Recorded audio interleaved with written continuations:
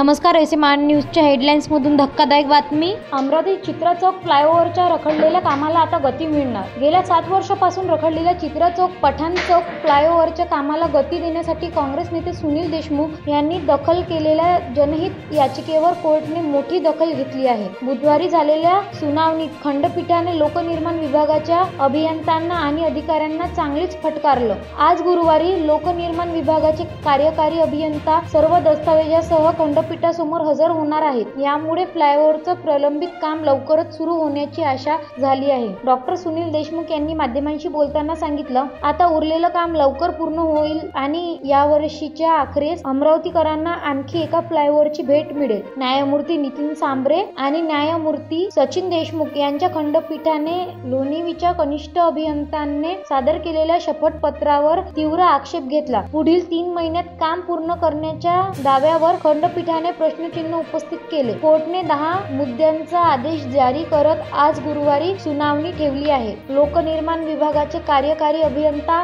आज सर्व दस्तावेजासह कोर्टासमोर हजर होत असून अमरावतीकरांना लवकरच दिलासा मिळण्याची अपेक्षा आहे. अधिक अपडेटसाठी एसएमआर न्यूजशी जोडले राहा. धन्यवाद.